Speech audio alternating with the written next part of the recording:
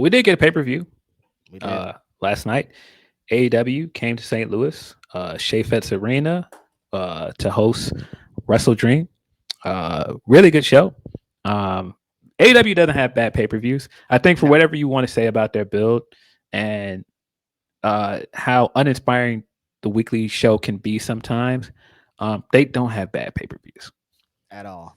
They can't. They can't. They tried.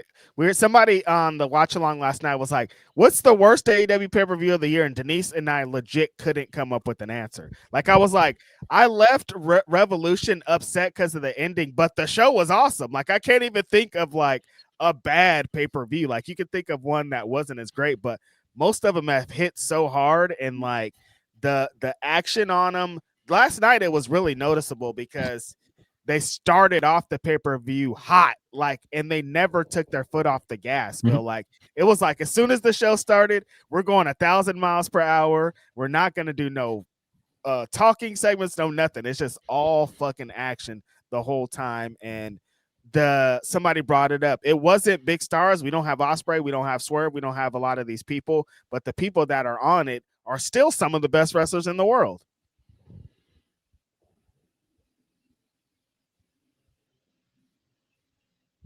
Yeah, it might be Dynasty. I think Dynasty might be the weakest AEW pay per view this year. But even that wasn't a bad pay per view. That's what I'm saying. Like they've had pay per views that didn't really live up to their standard this year, but it still wasn't a bad show. Right. It's a difference. Yeah, yeah. But yeah, I thought that this was a very strong show. We started with the kickoff show.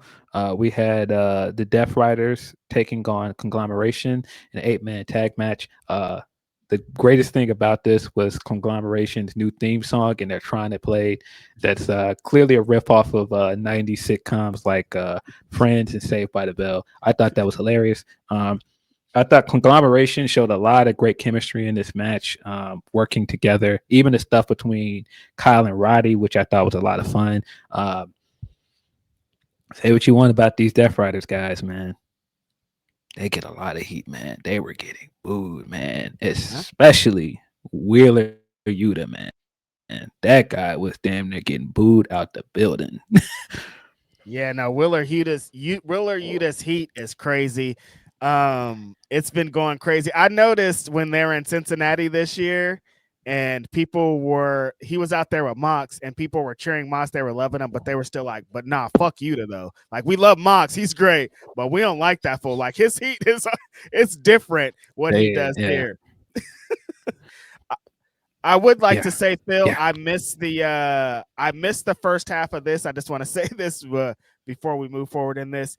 AEW put on 2 pre-shows for the show. So I clicked on a show, which I thought was on Triller, and it was just Renee, RJ, and Jeff Jarrett talking to people. They were talking to like Lance Archer, and they were talking to Madison Rain, and like all these people. And I was like, when's the fucking wrestling gonna start? And in the background, you can hear the music, and there's all these entrances happening. I'm like, eventually Renee's gonna be like, and here's the action, but they never shot to the action. And then eventually she was like, there's another wrestling show going on, you guys. Sorry if it's loud. So I was like, oh, I must be on the wrong channel. So I flipped over to TNT, and I was like, oh, here's the wrestling show. So I missed like half of the pre-show.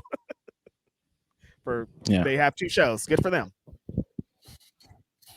Yeah, it was a little confusing. They did like. Yeah, it was a little confusing. They did the 0 hours at the same time as the tailgate brawl that they've been doing. Yeah. So the tailgate brawl is basically like the hour of collision that we were supposed to get, and then the other hour was added to Dynamite. At least that's my understanding of it, and that is confusing. But because I was here, I didn't realize that was the case. Yes, that makes a lot more sense. When I was like, oh yeah, there's still 1 hour of collision that they need to do. Yeah, there were other technical difficulties that played out. I think some people's Amazon Prime feed cut out during the main event. Tony addressed that during the press conference. I believe Amazon is handing out refunds. Oh, good. You just have to let Amazon know that your feed cut off, and they'll issue you a refund. Shit. Yeah, Tony was very funny because he was like, "Yeah, something similar happened with Death Before Dishonor, and the feed went kaput on him.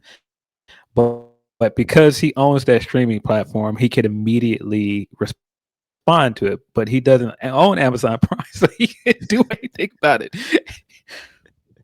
Damn, Halloween Havoc 1998 situation. There was a lot of people that never saw Goldberg and Diamond Dallas Page. They had to watch it on Nitro the next day. Yeah. Eddie Kingston and Hook took on the Frat House. Is what it was. Eddie Kingston is slowly knocking off the rust and getting back in ring shape. You can see that. And it's a way to keep Hook in the mix. So it was what it was. Harley Cameron and Willow Nightingale took on Megan Bain and Penelope Ford. I believe they are now officially going as the Top Gods. I thought that this was great because the crowd reacted very well to these two women. It shows you that they really have enough here and they have enough fandom behind a lot of these women to start a women's tag division. Yep. We talked about this when they established the belts. So they unveiled the belts. That this feels like the best time to do it because the fans know a lot of these women. They're on TV regularly. You can criticize AEW for not doing as much as they should with the women sometimes and not putting more than one match on TV some weeks, but it does say a lot that the fandom is very much invested in a lot of these women. Yeah, and especially because I guess we can talk about it. They announced that they're gonna announce the brackets for the women's tag team championships this Wednesday. And Mm-hmm. listening to people, the thing that's very glaring to me is feels everybody kind of has a different answer of who's they want to win. And that's a great thing. Like some people are saying Yeah. Ty J, some people are saying the Top Gods, some people are saying Mina and Tony, potentially we'll get into. I was saying Julia and Sky have a chance. Like there's a bunch of women in the locker room that it's going to feel like fan service. Is going to feel like we watch their whole journey if they win those tag team championships, which is a good space to be in. Yeah. Dexter saying in chat, his normie friend like the Top Gods cosplay. Yeah, they came out cosplaying as Harley Quinn and Poison Ivy. I thought they looked Mm-hmm. great. Every time they do matching gear, because that was one of the most glaring things about their act at one point, that Megan would come out with like this big winged headpiece and all this other stuff, and Penelope still coming out with like her leather jackets and everything. I Mm-hmm. think that they've done a better job of creating a presentation of these two women together and making them feel like an actual tag team. And this actually might be the best time considering that it could have got a little top heavy for the other championships. Like this is a good space to move Tony to, so Mm-hmm. she's not kind of muddying up the AEW Women's World Championship thing. Megan Bain is destined to become AEW Women's World Champion, but now is not the exact time. Yes. So having her in another division to still be able to cook, to do the stuff with Penelope Cruz is Penelope Cruz, is that her name? That's not her name. Penelope Ford, to do that Ford. at this Penelope Ford. not the actress. to do this at this time, I think is perfect for a bunch of women that potentially could have got lost away if we didn't have another division here being established. Yes. And I assume that this matchup is going to play into this bracket. I assume Yes. that some of the stuff we saw in the segment later in the night is also going to play into the bracket. Yes. But yeah, Willow and Harley picked up the win here. I still think we're angling towards a Willow and Statlander reunion. I do not think that Willow and Harley are going to win the belts.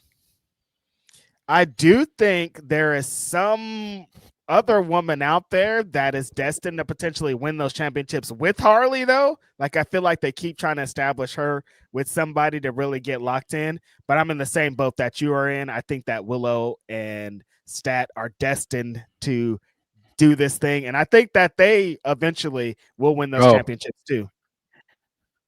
so do you see what I see that they're doing with Mercedes, and they're essentially doing the Rock and Sock connection thing? I thought I'm I thought it like was just me. they're planting seeds. It's a slow process. They just keep throwing them out there. But Yeah. yeah, I see what's going on.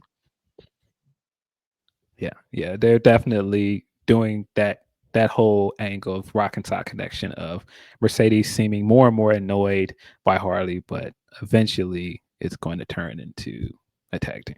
That's what I assume. Yep. Mm-hmm. Mm-hmm. Mm-hmm. We got FDR taking on Jet Speed in the last match from the tailgate brawl that ended up rolling over into the main show. I thought that was a really smart idea. Um, just that visual of the pyros to start the show going off while the match was still going on and opening the show on a hot note of already having a match in play. I thought that was very smart. And the crowd, which you were in, was hot at the moment too. So I felt like, oh shit, what are we Yes. getting into? I can't believe this match has already kicked into high gear. They're already in the fourth or fifth gear when the show starts. The crowd's going crazy. But this started. I was interested because I was like, there's only 5 minutes left in the show. Why are they starting so late? This must mean something. Mhm. This started what was the story of WrestleDream. This was a fucking tag team wrestling show, you guys, and it kicked off with what these Yeah. guys did.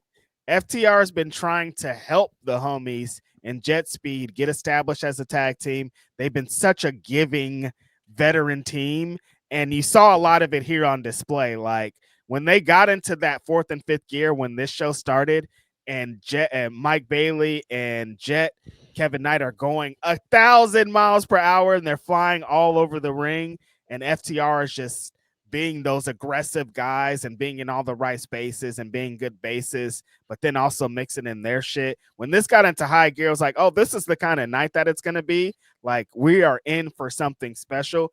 I love the super hot start. We don't get a lot of wrestling shows that start with the wrestling happen, start with the action, and start with a hot Yeah. ass tag team match like this. Yeah. I thought you were going to say the story of this night was just how great the St. Louis crowd was, because Oh, that was my takeaway definitely. from this. I, Yeah. I think this was one of the hottest AEW crowds that we've seen in a very long time. Yeah. Seeing it in person, this crowd was very loud and engaged throughout the show. Being here last year for Dynasty, um, I wasn't surprised because the crowd was great last year. And St. Louis is a wrestling city, man. They I are. think like for like the Midwest, like there are cities that are wrestling towns. St. Louis is one of them. And St. Louis is close enough to a lot of other wrestling towns like Chicago and Indiana where people will travel to come here for a pay-per-view. I think that helped a lot. You can tell with just how loud the crowd was throughout the show. Yeah, no, St. Louis. I would like to send all my love out to the homies in St. Louis. I see why the homie Van Twinblade was like, bring this show over here. We're going to have a good time. That was what enhanced this show. This was a really great show. A lot of amazing Yeah. action on it. But the fact that you guys in the crowd were hot for all the shit you should be hot for really sent this into another stratosphere. There were moments where I've gotten used to wrestling crowds trying to get themselves over and more focused on doing bits, and it didn't feel like this for any of the night. It felt like you guys just wanted to see some great wrestling action and help enhance these matches, and that's what St. Louis brought, man. That shit was great. Yeah, there was definitely some of that. People trying to get chance started, but I mean, it's this was wrestling. a great crowd, and I don't think that hot open would have worked as well if the crowd wasn't as loud when the pyro started and starting the Yep. show that way and just having a loud reaction. It was just such a great way to kick off the show. But yeah, FDR cheated to win here. I don't think. I don't think this will be the last of this matchup. Some stuff later this year. FDR cheated to pick up the win over Jet Speed. Jet Speed continues to be a really entertaining babyface team. They've managed to strike gold with two of these throwing together tag teams with Yes. Jet Speed and Bandito. And man, I know people are immediately doing what we do with these kind of teams, where it's like, oh, well, when are they going to split up and who's going to turn on who? But I don't need to see that anytime soon. Nuh-uh. These two teams are so fun.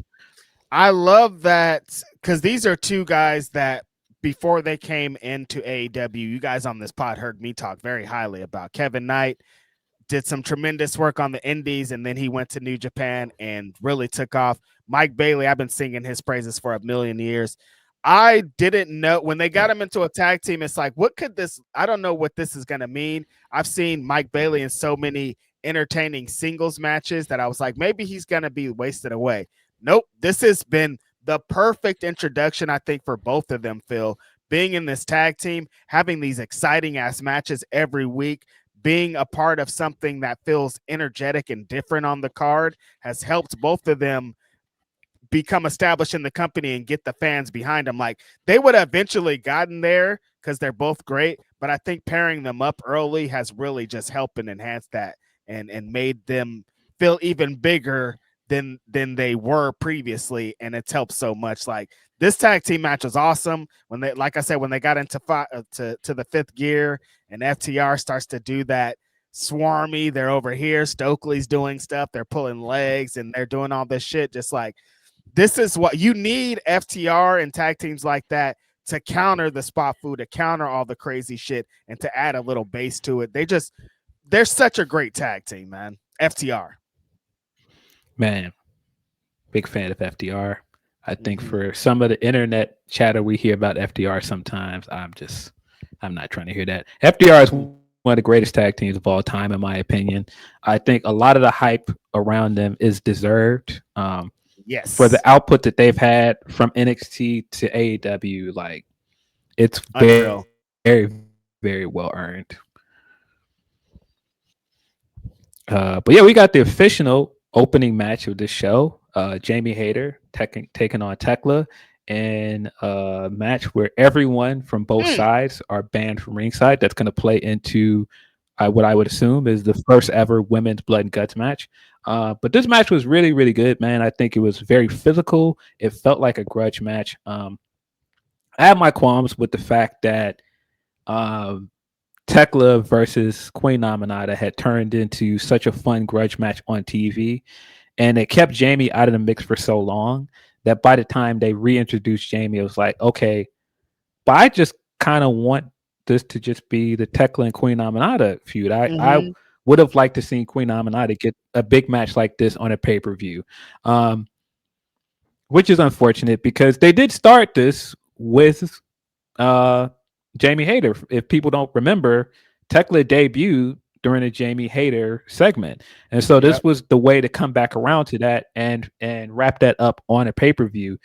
It's just like I said, the Jamie was out of the mix for so long, and Tekla and Queen Naminata were doing so much great work weekly that I was more interested in Queen Naminata and Tekla by then. It's funny too because they brought in on that fucking 0 hour special that I was watching, they brought in Queen Naminata for analysts on the match because, of course, like you said, she's been attached to Tekla for so long. They're like, well, what do you think about this? How do you have this? And then at the end, she came in too to be like, hey, great job. So like she still was so attached to this that the remnants were there. But yeah, they kind of just sifted the story to Jamie Hayter. I thought this match was awesome, honestly. Like, these two women were angry. Yeah. Tekla brings such a different kind of energy to this. I love that she's different than every other woman, and all of her matches seem like a real fight. They're aggressive. They're two people trying to tear each other's fucking heads off. There was moments in this that I screamed. The part where they were both on the top turnbuckle and Jamie Hayter headbutted the shit out of Tekla, and she just fucking bounced off of all the ropes and hit the mat, just crazy. I love how they spent a lot of the time on the outside of the ring brawling. It wasn't a street fight, so there wasn't any plunder. They were just using their fists and their feet and slams and slamming each other against the guardrail and just really destroying each other. Tekla having that unpredictable kind of, what the fuck is she gonna do? She's kind of like the Tasmanian devil. She might jump off of something. Her fucking dive that she does, she looked like a bat yesterday, like so fearless. She dove to the ground and caught Jamie Hayter. Just a tremendous fight that she brought to Jamie Hayter. Jamie Hayter is getting back to that point that she was, Phil, I feel, before she got injured, where people were like, oh, she's different. The way that she hits hard. She's smart in the ring. She has great positioning. Like, I think that she's gonna be in world title contention very soon, and it's because of matches like that. And I actually think what happened in this match kind of uh made me think a little bit different about the world title match between Chris Statlander and Tony Storm. I was like, this match kind of, Mm-hmm. I don't want to say took away from that match, but I think that this one had more intensity than that match, and that match needed it. We'll talk about it when we get to that match, but this match is awesome. Yeah, I thought this match was very good. I have a hot take. I don't know how many people will agree with me. I think this current run that Jamie Hayter is on is better than her run when she was world champion. Because I think the biggest issue I had with that time period, even though she was world champion, it felt like she was world champion in name only. It Yep, never felt like any of it was about Jamie Hayter. It felt like it was more about Britt Baker than her. I don't think she ever got a chance to stand out on her own. She was getting good reactions, yes, but I don't think she ever felt like she had like the stories and promos and stuff that were befitting somebody that was champion. And agreed. when you look at her this time around, and the match she had in Owen finals, this match, and like being presented as like a star on her own level, she did not have this as champion. I mean, just look at this week, her cutting the promos in the build to the Fatal 4-Way, and her having promos. Even like all of the press I saw for the last few days coming up to this pay-per-view, she was getting interviews. She was Yep, not getting that before. And I think people have been, of course, very impatient with the booking and wanting her to be immediately back in the title picture immediately to win the belt. But I think they've done such a great job of building her back up and giving her stories, giving her moments. And man, like when she won, that reaction when she won, bro, it's just different, man. I don't think she was getting these kind of reactions. Yes, she was getting loud reactions when her entrance music were hit and all that stuff. I think it was because people just liked her. They liked her matches. They liked like her look and everything. But I feel like people are more engaged with who she is as a character now. agreed. I think even just this specific situation here, Phil, this was a non-title Yeah, singles one-on-one women's match. That doesn't happen on pay-per-views often, where there's not any championship yeah, involved, where just two women, because of people are invested in getting this opportunity. And I think exactly what you're saying here is that reason. Like, Jamie Hayter is starting to become one of the main characters in the women's division. People are being invested in there. So we need to see her on pay-per-views and in these moments, even if she's not the champion or challenging for a championship. yeah. I think it took away that Britt was always front and center while she was champion, and it felt like they were constantly building to Britt potentially turning on Jamie, which of course never happened. And like I Right. said, I feel like that hurt her run as champion because it was less about her as an individual. But now I think that all of that has gone away. So I think when she eventually wins that belt again, it's going to be better. Um, Yep. Tekla, it's interesting. I have two thoughts on this. One, people were dead wrong about Tekla, and I knew that at the time when it was happening. But I saw a lot of people that watched her in Stardom saying, "Well, why are they signing her? Like, of all the people from Stardom, why would you want her?" And I was like, "Oh, you guys I are remember wrong." that. I Mhm. knew it. I was like, you guys are wrong. And now when you see her over here in a different environment, motivated, um, wrestling her style, like you said, she is a very unique character in this division. Nobody Yep. in this division moves like her, looks like her. She puts a lot of thought into not just the way she moves in ring, but the way she looks, her facial expressions. Nah, it's a different level of care that she brings to this that's not in this division. And I knew that that was eventually going to work. I think she's been one of the best signings for this company this year. I think she's been incredible as an all around character. If you had told me when Donna Del Mono was like this big, huge thing in Stardom, and Julia was the leader of this thing and feeling like the most charismatic wrestler in the world, that both of these women would come to America, and I would think that Tekla was having a better year than her, I would have been like, no way. But here we are. I think Tekla is definitely having a better year than Julia is because I don't think that WWE has given Julia the same free reign as a character to grow that AEW has given Tekla.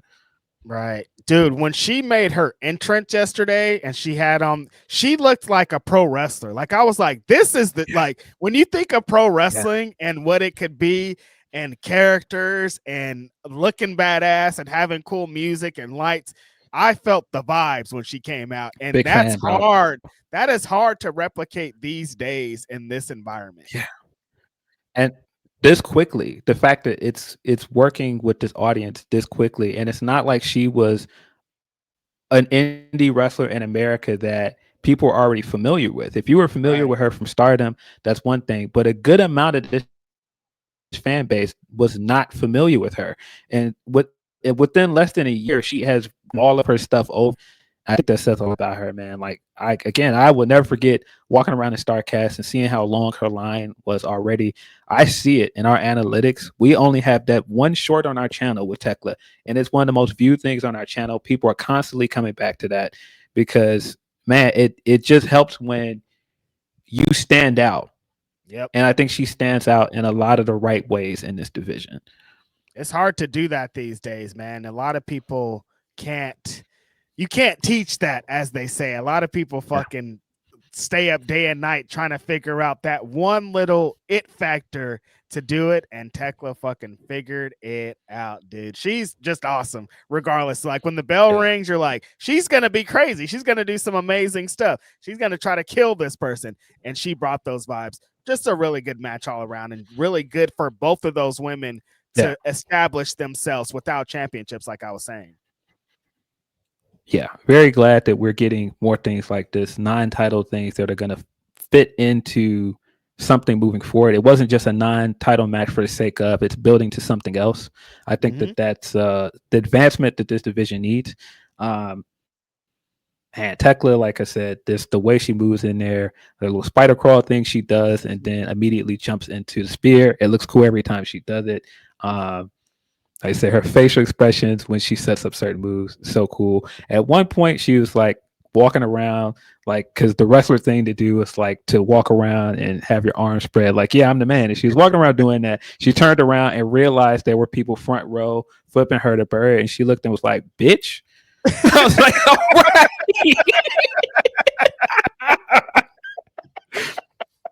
She felt disrespected, and she was disrespected, dog. Fuck you flipping off. Bitch. It was so funny. No, that's hella but funny. Yeah, man. Yeah, I love the finish of this match. The fact that, like, yeah, once Jamie hits you with that lariat and comes behind it with the haterade, it's over. It's over. No more of this. And I think that for what some people will say has become formulaic about this style of wrestling that AEW relies on, I do think sometimes there is a little bit too much of kicking out of finishers or no selling big moves. And I think that that's what made this finish feel so emphatic. It says, yeah, once I hit the haterade, it's over. You out of here. Yeah.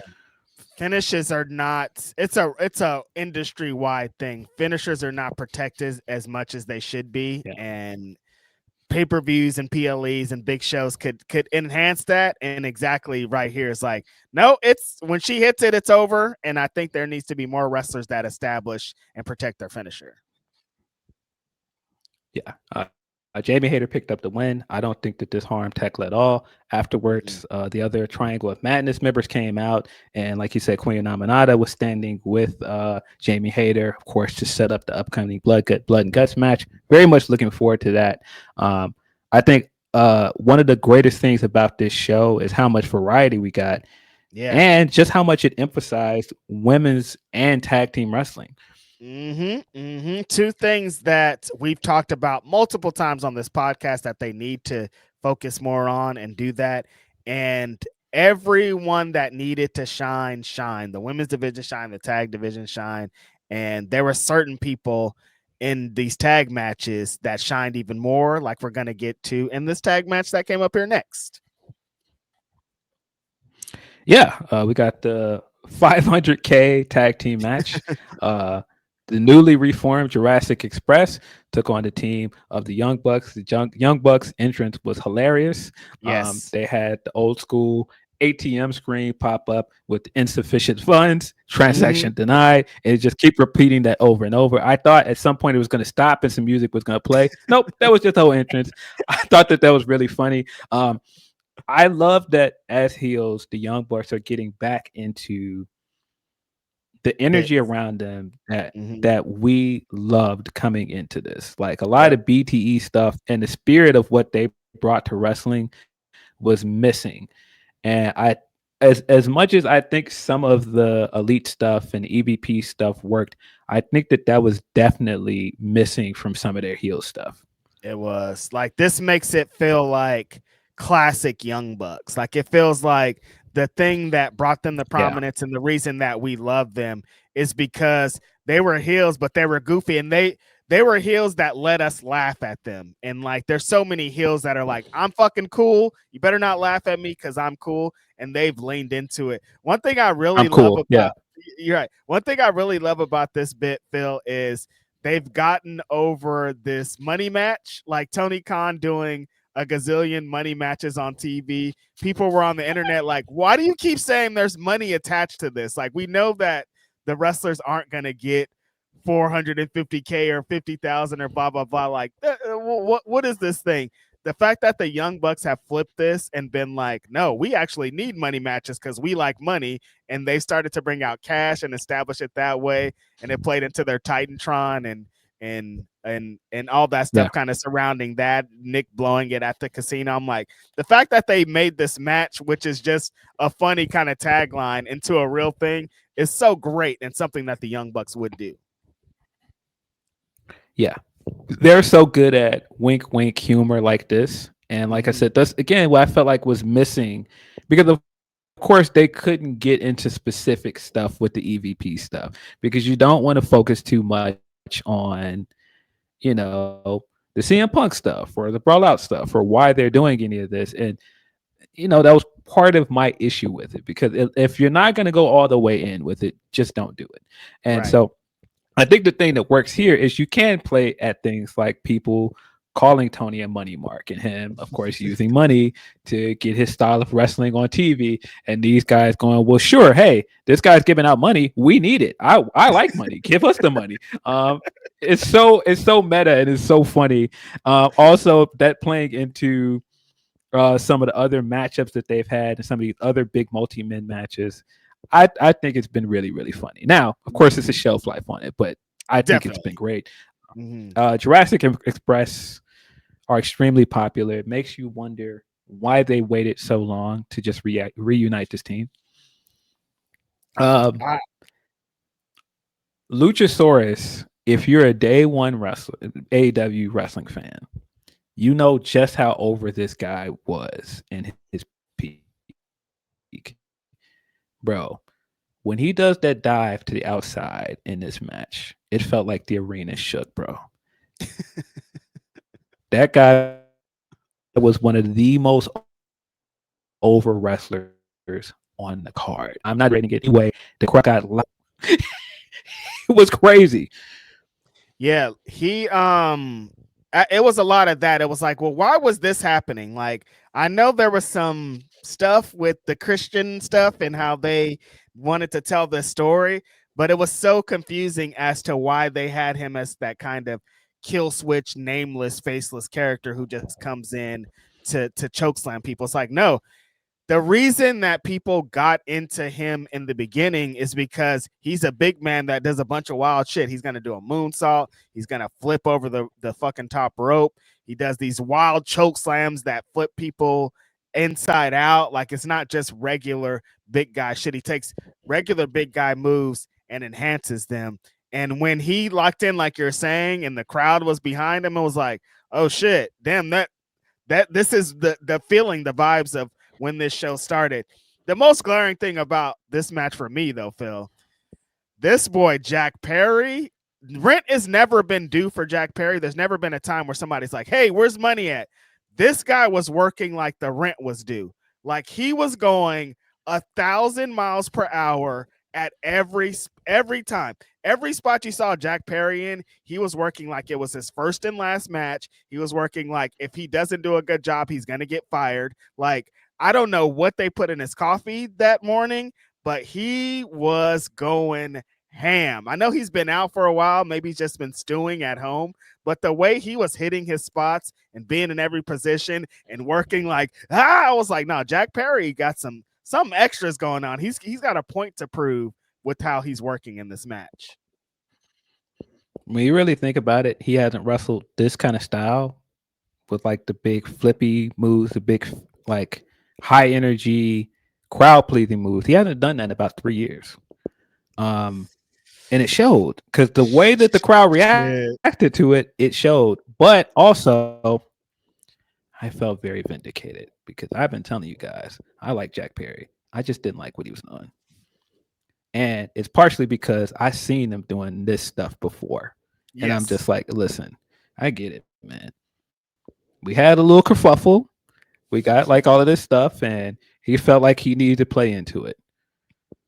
I had been to the point where I was like, dog, enough.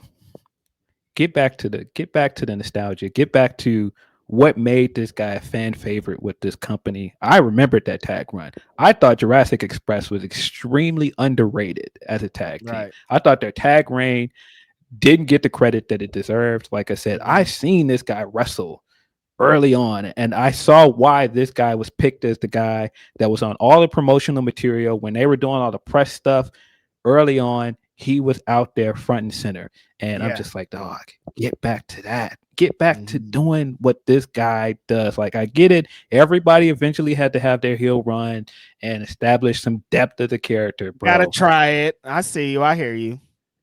Bro, I had been to the point where I'm like, look, if we're not going to evolve this character, if it's just going to stay this, I would rather him just go back to doing what I loved him doing before. And like I said, watching this match, I felt very vindicated because, like you said, he was out there killing it.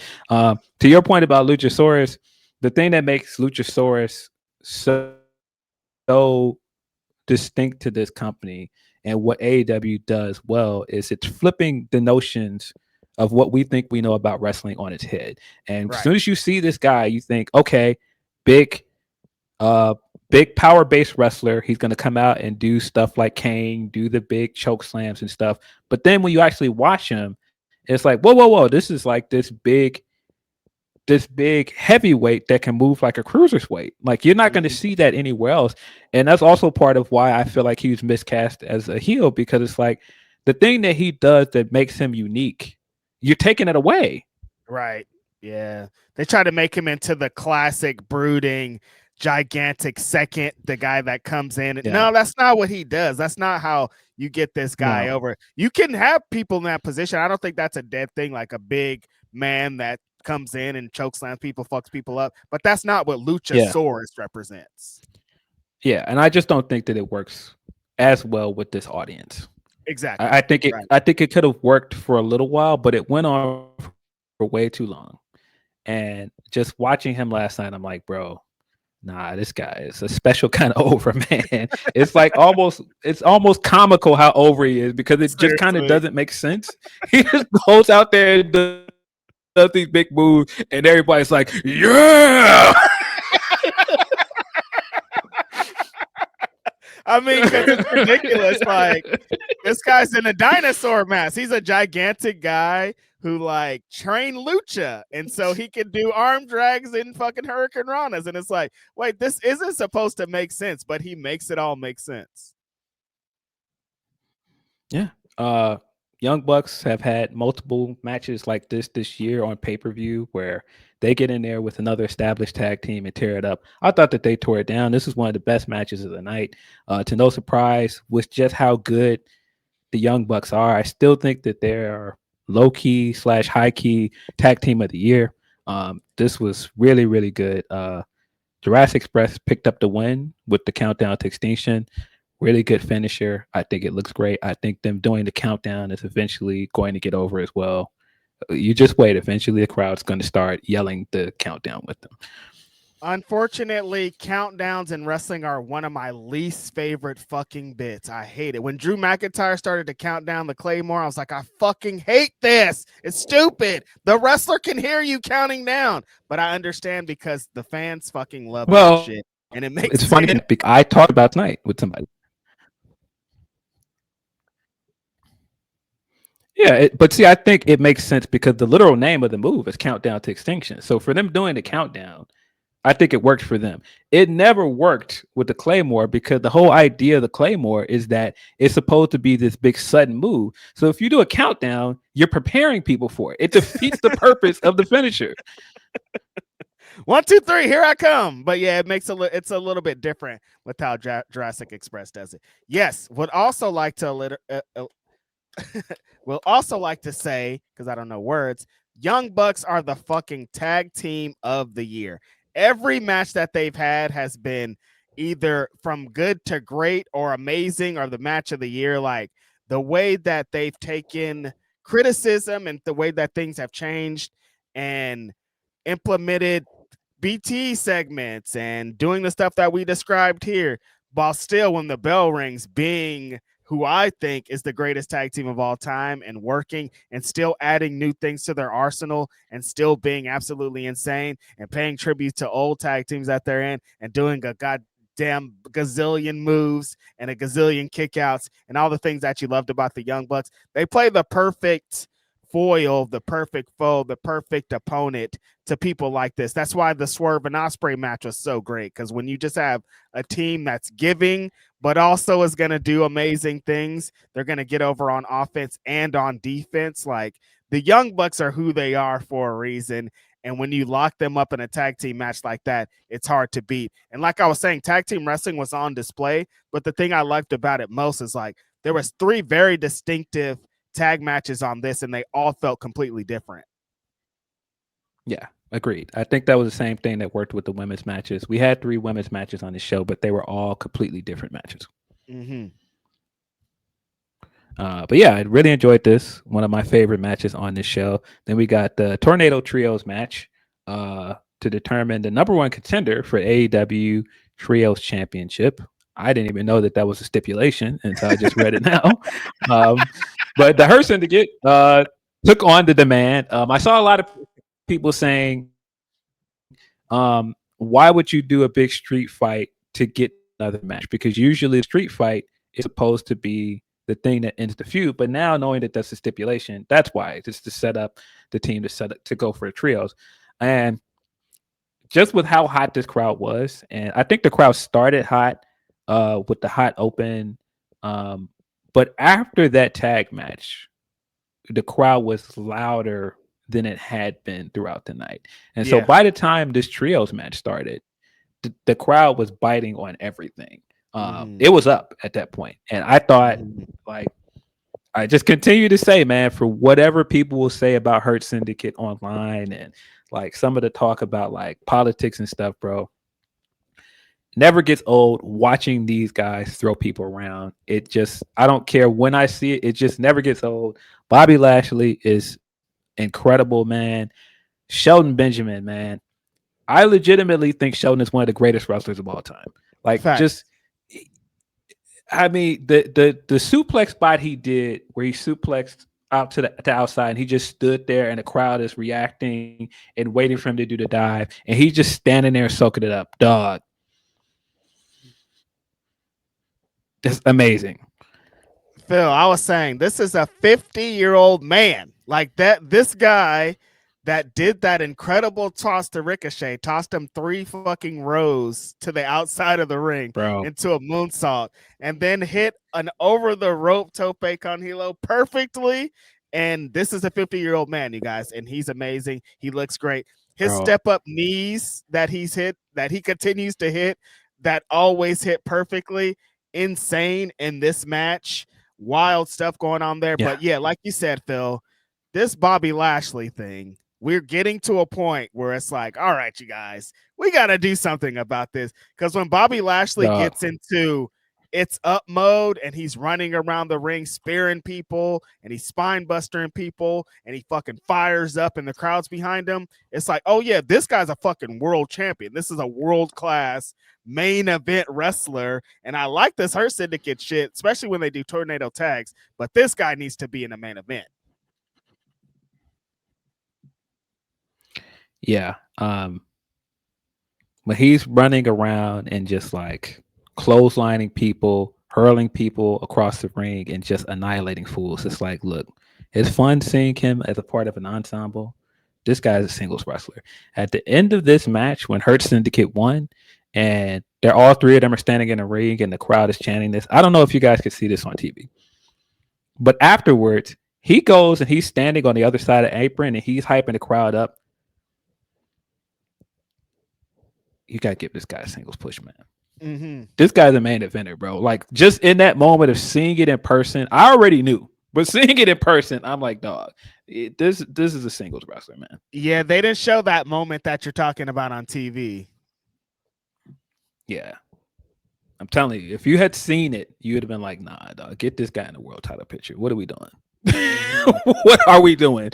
But yeah, this match was a lot of fun. The men are so much fun to watch. Ricochet continues to do just outlandish things. We already know that this guy's a fantastic high flyer, but just the way that he works to the heel is so different. And the way that he's managed to make it different and still crowd pleasing, but still get heat. It's a gift. Not a lot of people can do that. And continue to be impressed by Toa Leona as well, man. I think that Toa is fantastic. Matter of fact, I think that he and Khan are two guys I would like to see more as a tag team because they're so entertaining to watch.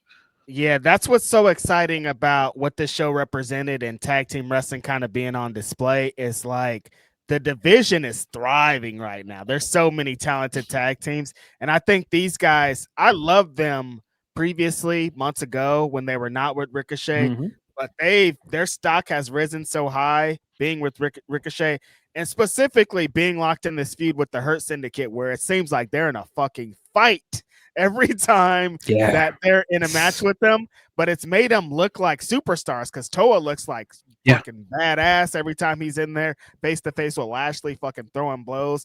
When Khan at the end of this match, when he took Ricochet out and he's like, nah, I'm gonna do this, I was like, nah, this is a bad motherfucker right here. You know what I mean? Like, it just, even in losing to the Hurt Syndicate, they came out of this so much better. And Ricochet, like you're describing, like he's not the flippy guy like you're describing, like he used to be. He's not doing double moonsaults anymore. He's not flying all over the ring, but he's bumping insane. He's striking crazy. His facials are insane. The way that he works heel is so completely different than the way that he works babyface, and it's working out perfectly right now. I want them to heat this guy up enough to get him a world title match because I think a little mini feud with Hangman Page would hit pretty hard with Ricochet on the helm, send the GOA over to the tag division, let them cook for the championships, and we off to the races here. Yeah, I agree. But yeah, no, all three of these guys' matches together have been heat. None of these matches have disappointed so far. I think it's the best stuff that Hurt Syndicate have done collectively. Yep. And it makes sense for them to move on and challenge for the trios belt. What a legend, man. MVP comes out and he gets his spots in there where he gets his moves in. When he sets up for the big for his moves and like his combo that he does, and he gets to the end of it, and the whole crowd's yelling and balling with him. Still hits, man. Still hits every time. It's super hard too. It feels just as good as the first time. The Hurt Syndicate won this match. They earned themselves a trios championship match, which will be on Wednesday, which means for the first time ever in the history, the big homie Powerhouse Hobbs is going to be in the same fucking ring as Bobby Lashley. And I don't know if you guys know, but this fucking means something. Bro, if you don't know, Hobbs has been trying to tell y'all this means something. He's been trying to tell y'all he wants this match. Yes. Man, this Dynamite card is looking stacked. It is. Based on what they've announced already. Yeah, seems like this is going to be a really strong episode of Dynamite. Oh, But yeah, like I said, really enjoyed this match. We got Kyle Fletcher versus Mark Briscoe up next. This is one of those matches where, for as good as it is, I think it suffered from the fact that the outcome was really predictable. Agreed. Mark Briscoe went out there and he basically made it known you were going to have to kill him. Yes. And yeah, based on the finish of this match, yeah, it was definitely the peoples from Cav walking up the street, stabbing himself in the chest. You best kill me. You best kill me. It definitely had that energy to it. But the match itself was very good. I just think certain stuff towards the end of the match, I think the crowd would have reacted louder if we felt like Mark could realistically win this match. I think the thing that in some ways has harmed wrestling that we watch on a regular basis is that we're all smartened up enough to know this is too soon to take the belt off of Kyle Fletcher. So nobody really believed Mark would win. And I feel like the same thing kind of happened in the match after this, where it's like, okay, we kind of know that Statlander's not losing. It's kind of the curse of wrestling. It's kind of what drives me crazy because, like, the unpredictability, like as a whole, is kind of gone. Like to the point, it's really because weekly television, I think, is what ruined it. It's like we have to continue these stories. We have to continue. We have to move on to next week. We have to blah blah blah.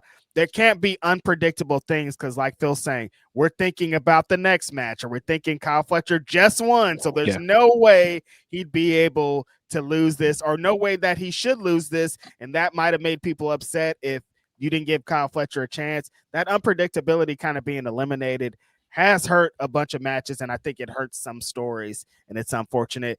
I did like the story of this match, like you were describing, become Mark Briscoe, like, well, if I'm not going to win this championship, you're still going to have to kill me to get out of here. Like, and Kyle Fletcher, I think that's kind of been his MO. Like, through the Ospreay stuff, it was kind of like, I know you guys think this guy's the future. I'm the future, though, and I'll kill this fool to take his spot. And that's kind of been what his reign has been. Dustin Rhodes, he was like, oh, you're a casualty to what I am. I'm going to have to kill you to win this championship. Mark Briscoe, the same thing. It's like, dude, you've seen what I've been doing to these people. I throw strikes hard as hell. I'm going to kick you in your mouth so fucking hard all the time, and I'm going to try to end your career. And Mark Briscoe's thing being like, no matter what, I'm going to fight from behind. You could throw me off a building, hit me with the bomb. I'm still going to be here, utilizing the froggy bows as in the inside, the outside, on the apron. That J driller on the apron was disgusting. There was a lot of really good moments in this. But yeah, I'm exactly where you are, Phil. The people, nobody expected Mark Briscoe to win, and that kind of played a little bit into the ending of it.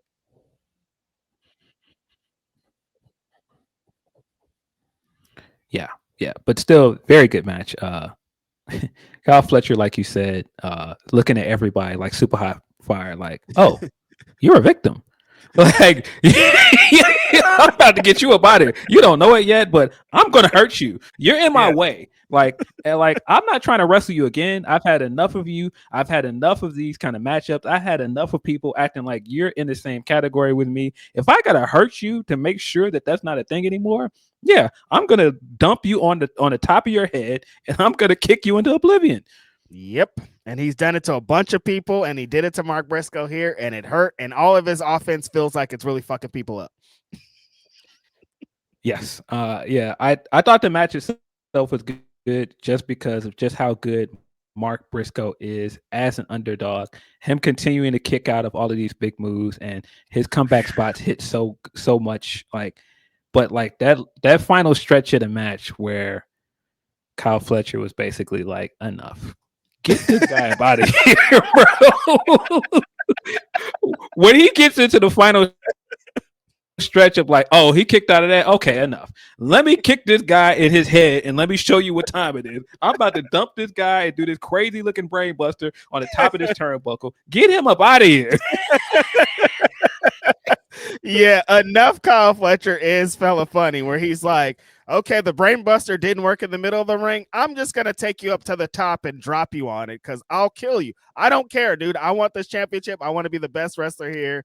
This is what's happening. His confidence, his charisma, his energy for the last year or so has been on a different level. This guy works like he is the best fucking wrestler in the world and like he can kill everybody, and it shows.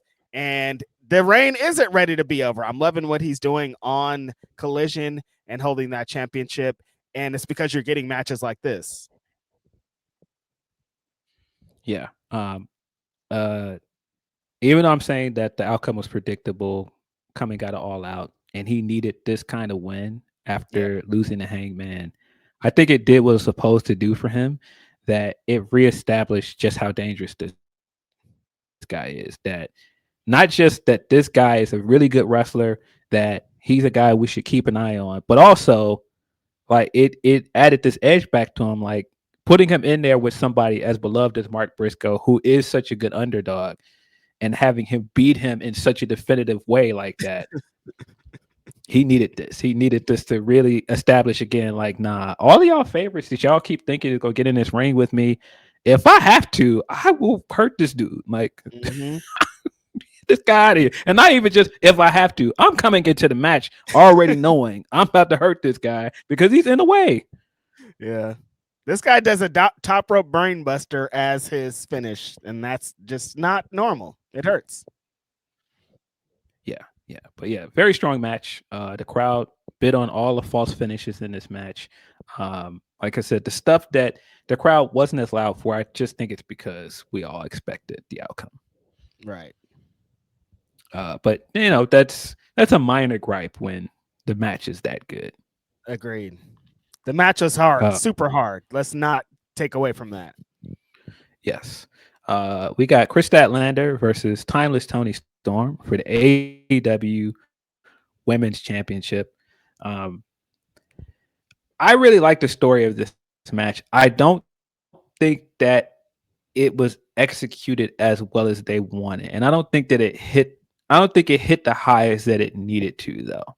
Um, Yes. I continue to like the story of Tony Storm being confused about everything happening since she's lost the belt, because her entire time she's been just like, all right, well, I went through all of this to get this belt back with Mariah. And I felt like the entire time I'm going out on my sword. The person that beats me, they are going to have to kill me to take this belt. And I will gladly accept death because it means I achieved my goal. But the fact that it's like, oh, you're not finished with me, but what does that mean? Like, what do I still have left to do if this isn't it for me?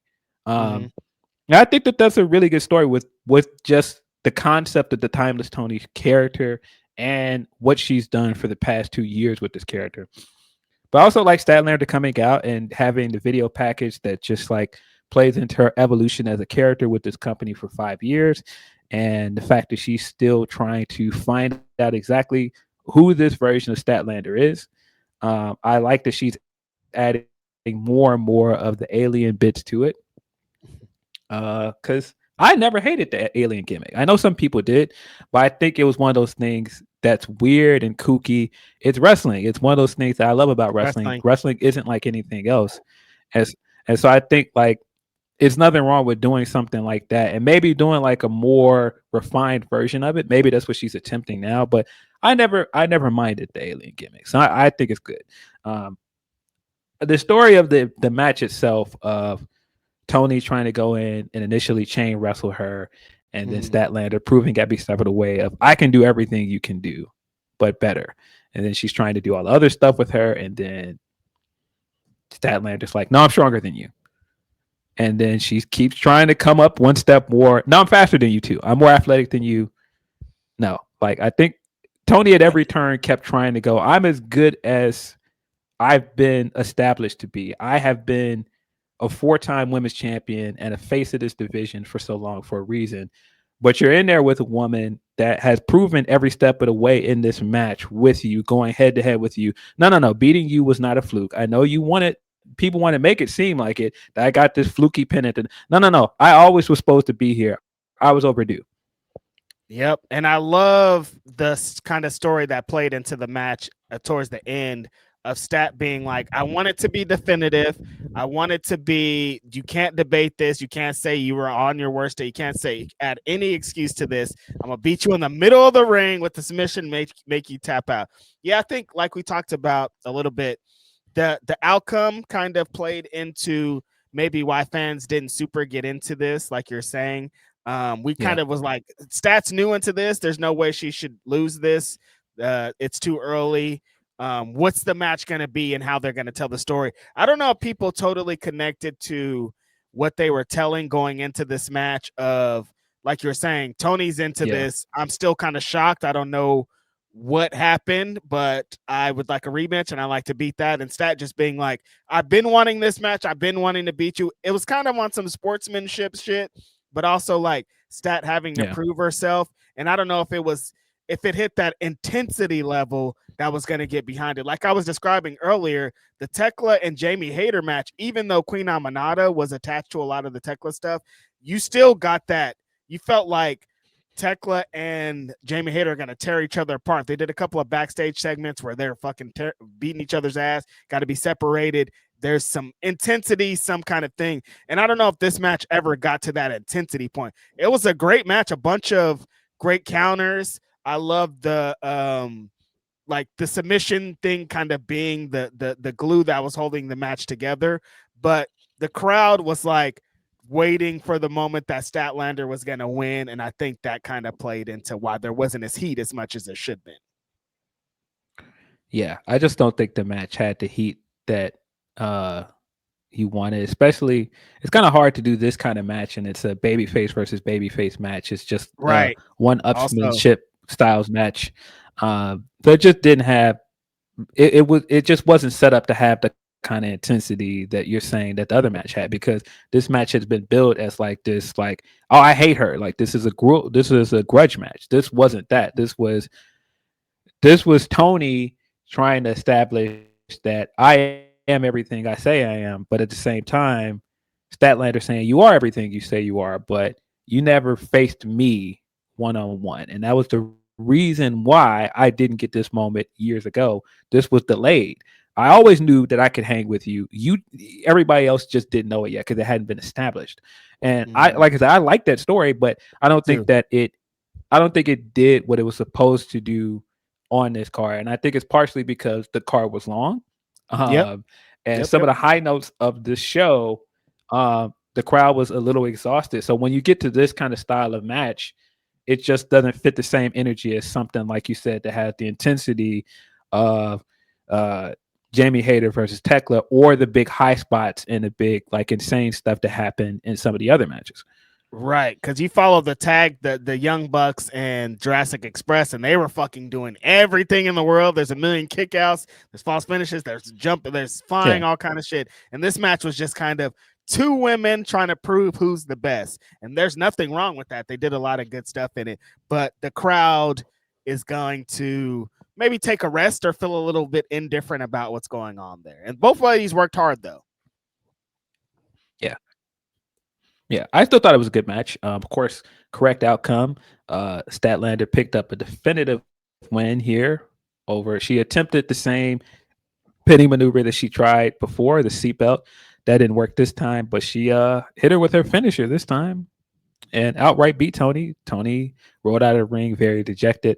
That's when we got uh big CEO chance, big massive star, Mm-hmm. Ultimo Monet in the Yep. building, fresh off of her win at Arena Mexico, tying Great Ultimo match. Dragon's record, 10 titles coming into the show.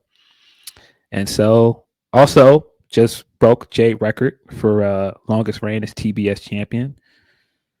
Um, yeah, I think she had a lot going for her in terms of star power coming into this match. If you know, you know. If you've been looking at all of this stuff online, or if you actually saw the match for Persephone, for her to come straight into this match with the same gear, the same energy of just Mm-hmm. like, oh, y'all finished with y'all chip and dip commercial. I'm a real star. Get this out of here. Like, it's my turn to wrestle now. Y'all done? And listen, I'm never gonna be mad at that kind of energy. Like, especially with what Mercedes represents. I thought that hit. The match itself. The problem when you come in straight away and you do the open challenge thing and you set this up where, okay, any champion from anywhere, I want them to step up. Okay.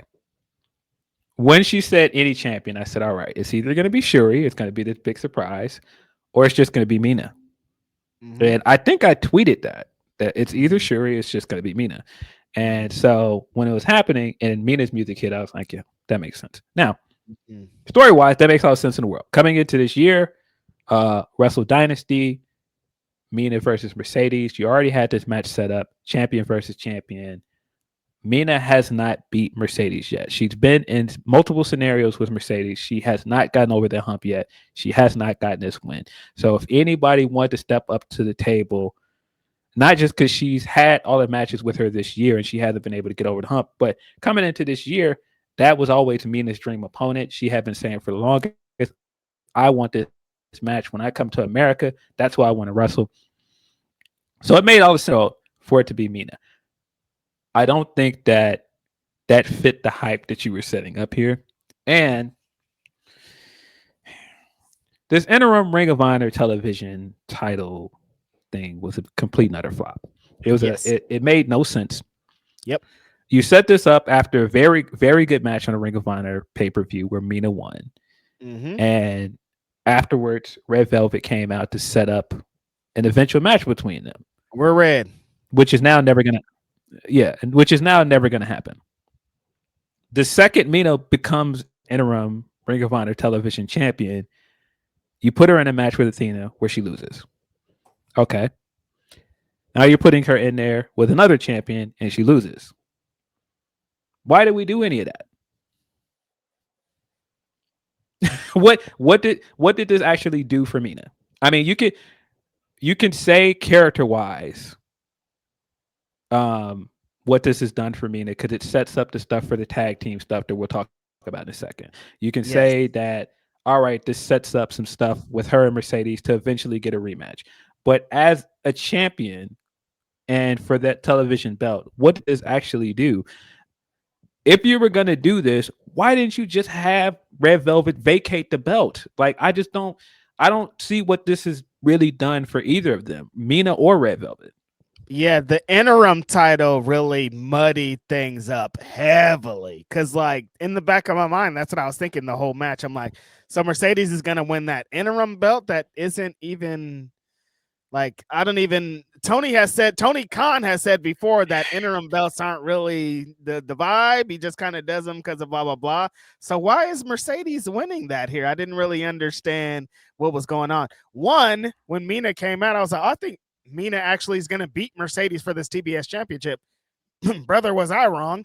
Mercedes ended up winning an interim belt. I don't really understand why. And so people were like, I've seen some people jumping out the window with some very egregious takes, like Mercedes is going to be on Mercedes is going to be on Ring of Honor. She's not going to be on Ring of Honor. Does this mean that Ring of Honor is going to get a TV deal? Yeah, I don't think that's exactly what this is at all. I think they just needed something, an angle, Mercedes to get another belt and the Ring of Honor one. They didn't want her to beat Athena, so they had her beat Mina here just to add something on to that. Yeah, a little bit confusing. I like the match though a lot. I think Mina and Mercedes have great chemistry together. There's a reason that they keep pairing them up. There's a reason that they keep meeting in these matches. Mina has an extra step, an extra something when she's in there with Mercedes. Like you said, that's her dream match. And you can see it when she's in the action. She has an extra pep in her step when she's out there. Mercedes is on a run right now. The Persephone match was awesome. I think the way that she was working heel, pouring the water on Persephone's mom, like all that tremendous work. And she brought that same thing into this match. She kind of punked out Stat. How did you feel about that part, Phil? Because some people were like, I can't believe she came and punked out Stat. Why Stat didn't say nothing? Why blah, blah, blah. But for Stat's character, Stat has always shown that she liked this. She wouldn't attack or fight somebody before their match. That doesn't go along with the character of what Chris Statlander represents. People are like, why did they just come in there and let her disrespect her like that? Stat's going to go, let you have your match, let you have your moment. And you see that she came immediately after the match.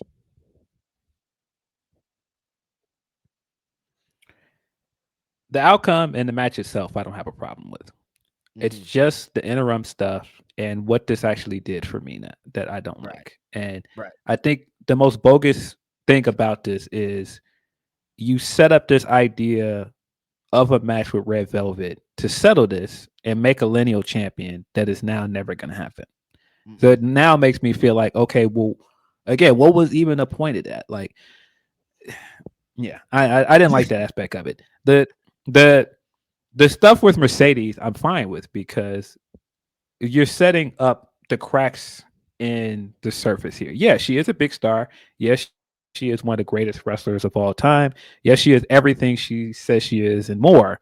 But we've seen a little bit more and more since she beat Tony the desperation. I'm going other places to win belts. I'm going there to wrestle people you guys don't know. But every time it's time for the big match for me to wrestle for the world championship for this company, and people that have been, you know, sharpened iron against iron in this company, it's a different match. And that's why I didn't mind it. I think she came in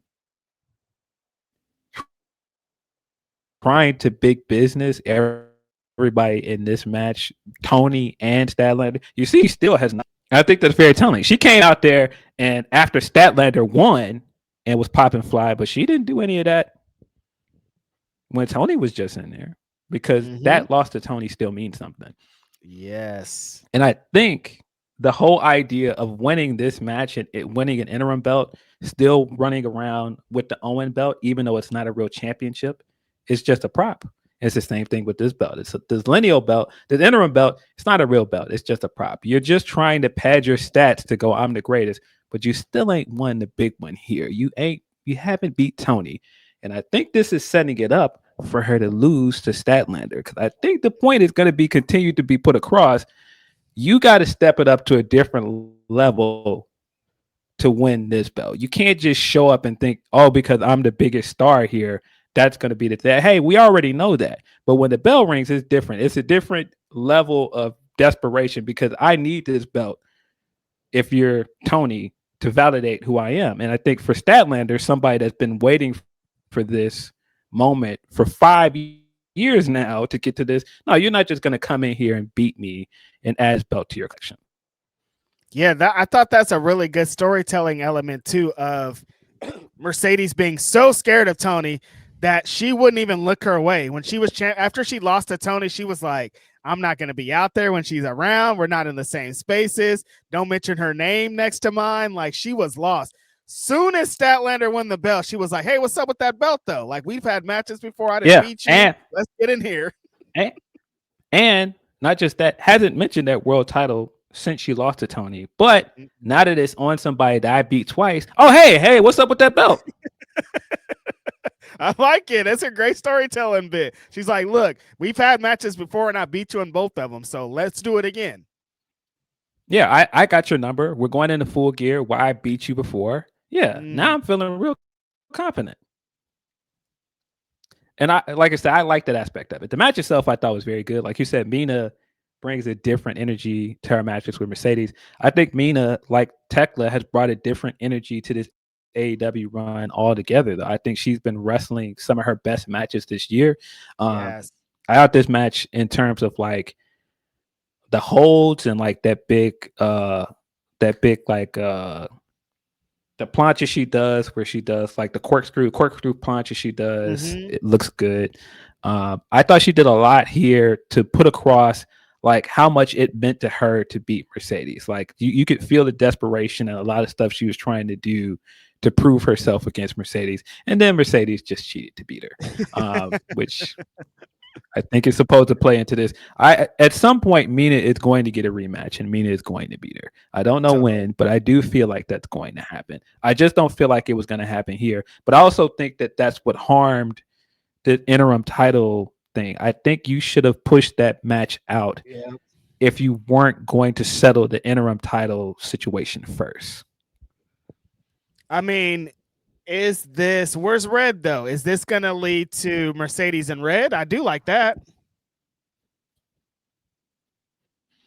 I would assume that's eventually going to happen, but everything that happened here, her coming out and trying to puck Statlander, and Statlander came back after the match and was like, "Nah, this ain't over," to set up the match at Full Gear. I think that immediately sets up a big match for the women going into Full Gear, because we already know how these two women give it up. They've had two of the best AEW Women's Championship matches ever.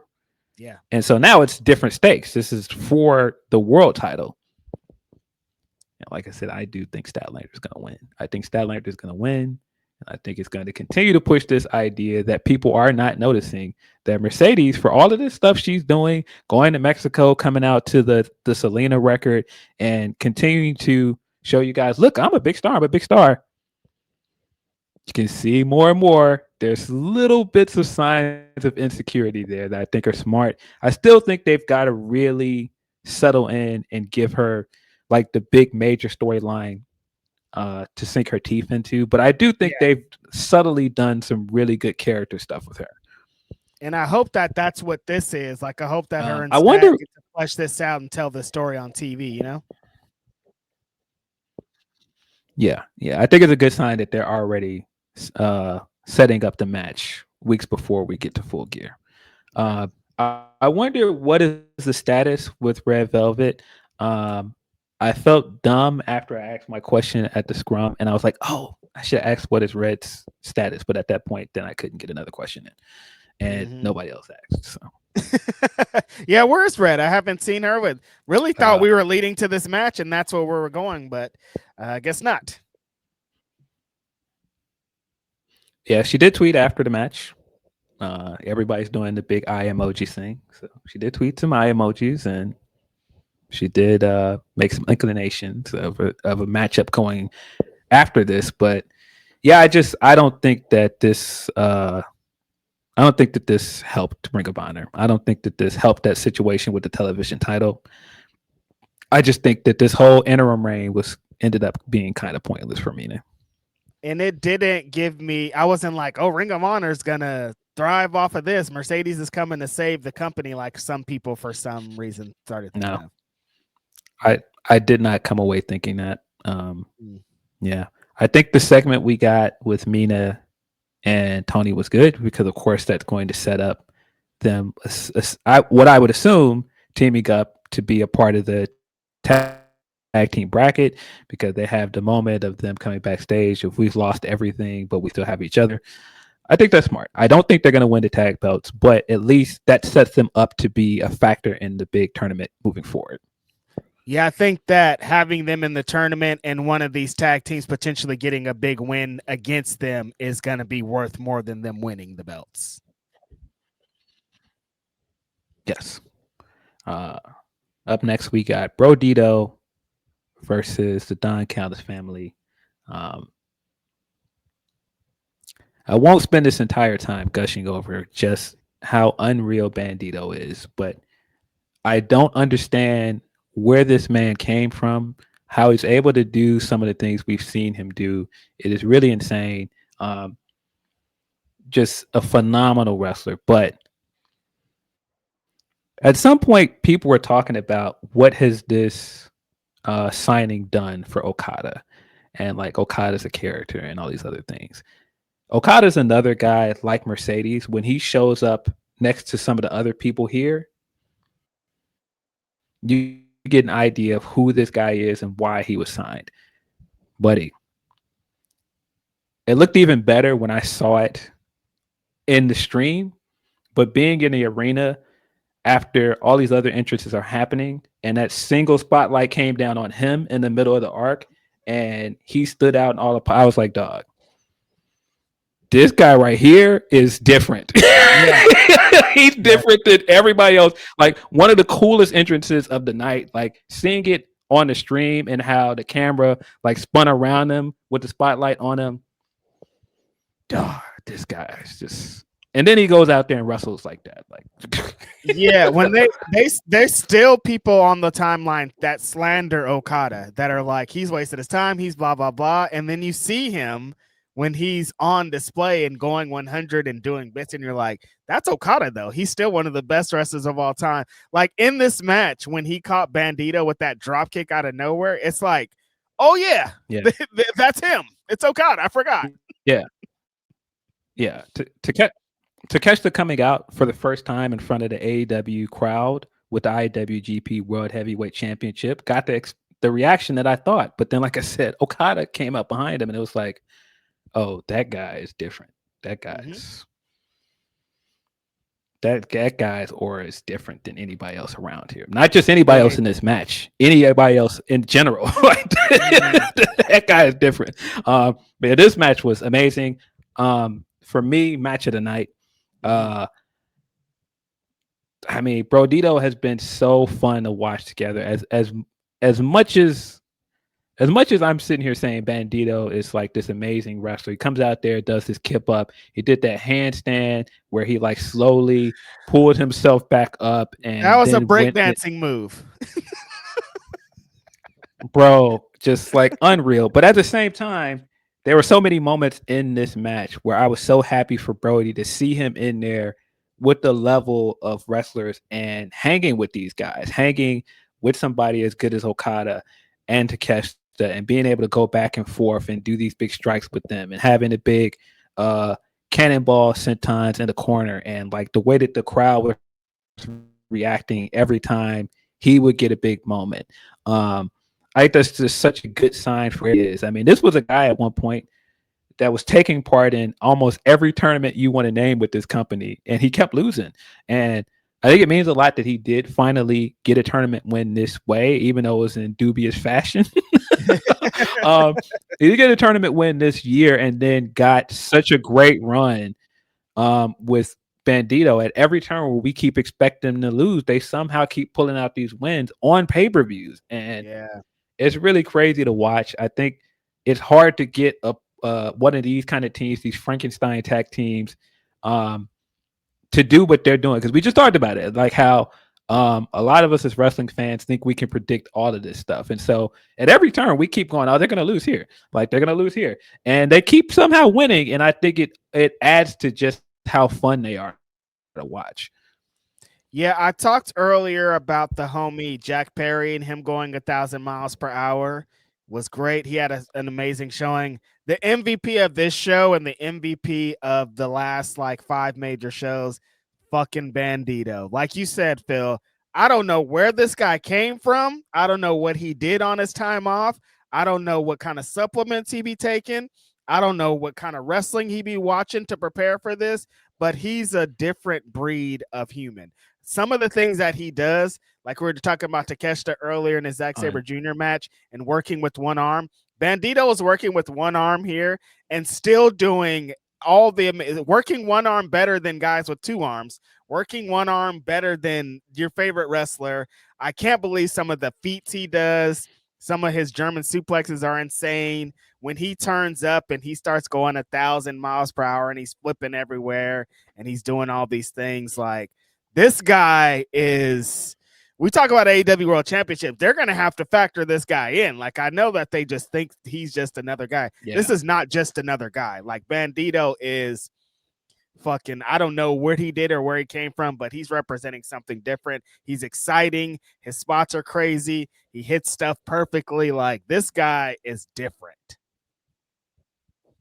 yeah, unreal. Just the crazy stuff that he can do, the feats of strength, like the core strength, like the high flying stuff he does, and What? still does like incredible strikes, and has managed to get the Magarena over in 2025. Like this guy is just otherworldly, man.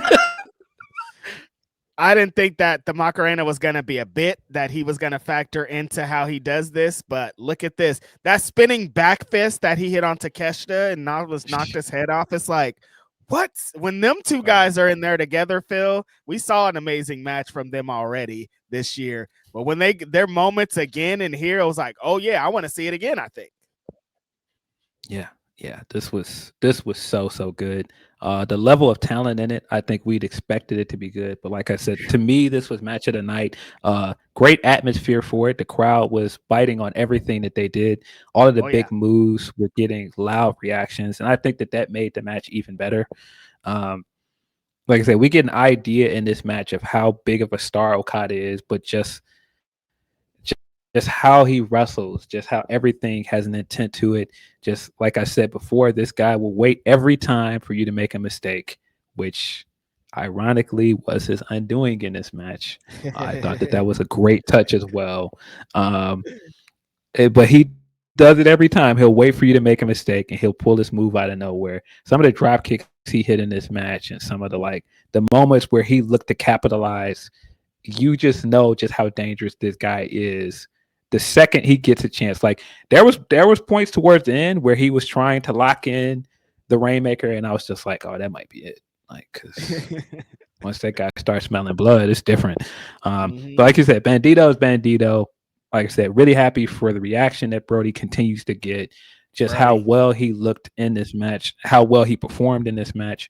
But of course, the big story here is the tension between Konosuke Takeshita and Kazuchika Okada that played out several times throughout this match, where they did work well together, but they kept getting spots where they would just end up just missing running into each other, and then they started each other a little bit too long to go, hey man, what's your problem? But let's keep going. Just keep going. I loved when Okada came out and he saw Takeshita with the belt for the first time. If you could like see someone mentally sucking their teeth, that's what I thought. So, you can see like, hey man, what are you doing with that? Like he was like, that's my belt, I think. I don't know why this fool's carrying it and why we're on a team together, but I don't like this fool. Yeah, and I love what that represents, not just for Okada as a heel, but him looking at like what I did for that company for the last year. That's what they doing over there. Yeah. almost like you had an ex and you know what it was like when you were with her, and then you look around and that's who they're with. Like they with this guy? That guy? This the guy? You settled down with this guy? This is how you transitioned after me? This is the fool? Yeah. Yeah, I think all of his reactions to that were perfect. The moment that we kept waiting for, because I knew something was going to happen. And I'm surprised we didn't get the full turn, but it's coming. It's coming. The full turn on Don Callis family is happening, and Takeshita is going to eventually turn babyface. But yeah, Okada accidentally hitting Takeshita with the Rainmaker was perfect. He did. Again, the thing that's great about now is we know all of this. And so he didn't even have to say a word. He just was like, and it was like I can hear in my head him saying, I'm so sorry. It was the same exact reaction. It was the same exact reaction he had to accidentally turn the TV off. He was like, oh, wrong button. Wrong button, yeah. I'm so sorry. And then the camera zoomed in and he's got this big smile on his face, watching him on the ground like, oh, I hit you? I'm sorry. I didn't mean to do that. You all right? Get up. People get here every day. Get up. I loved it. Yeah, that was great, which played into the downfall of the Don Callis family. That played into Brodito eventually getting the upper hand. Bandito hit a one-arm 21 plex. Bandito pinned Kazuchika Okada, guys. Whew. In a year where we talked about, like, I almost feel like you guys got to retroactively go back and change your list now, because that guy pinned Kazuchika Okada in 2025. He did. There's no world where this guy is not either 1 or 2 in the conversation of Wrestler of the Year. There's no world where that's not true. Like, not one. That, I mean, not just that he pinned Okada, but just the way he looked in this match, the way he's looked everywhere he's shown up in Mexico, Ring of Honor. I don't care. This guy's been killing it. This is a massive win for him. That's setting up the unified title match for this week's episode of Dynamite, where he is going to face Kazuchika Okada one-on-one. Very much looking forward to that match. There's no way that match is not going to be heat. Like, there's no way. But Yeah, this was perfectly executed story wise. All of the big moments in this match did exactly what they were supposed to.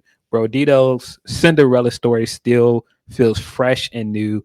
I think it Yeah. works because, like I said before, everything feels so predictable, but it's hard to predict where this is actually going to end for them, who's actually going to beat them.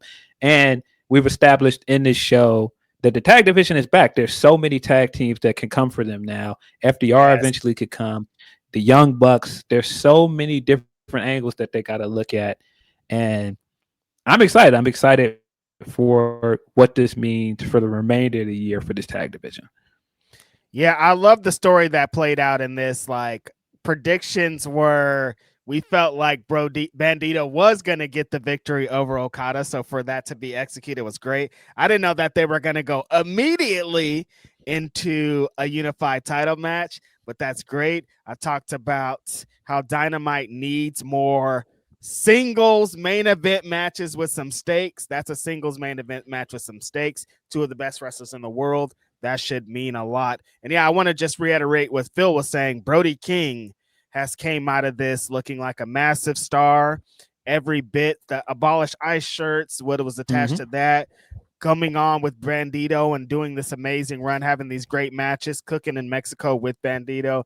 I think it's all been amazing. And he's really taken everything in stride and gotten better as a pro wrestler. Like, I'm loving everything about him being attached to this. He was so great in the bits that, like you were describing, he was in there with Takeshita and Okada, fucking striking and chopping and fighting them. Like, it's like he's also everybody in this match. Like, it's great to see tag team. Like, Brodito's insane, amazing. But like, I want to see both those guys as single stars so much also that it's like the future is going to be great too. But I'm loving what they're doing right now, and they've helped the tag division so much. I'm excited about the future of the tag division, honestly.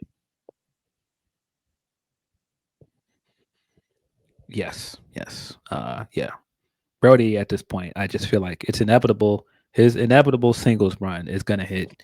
Um, I You know honestly what? feel like it's kind of overdue. Well, we forgot something about.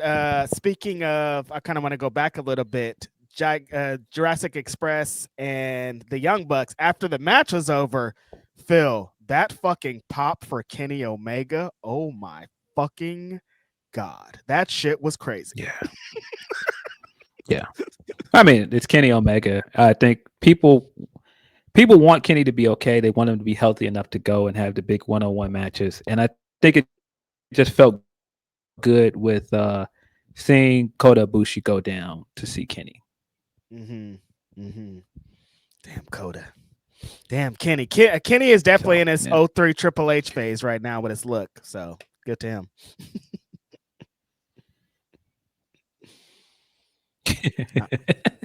Yeah, but man, fantastic tag match. That got us to the AEW World Championship. Hangman Adam Page took on Samoa Joe.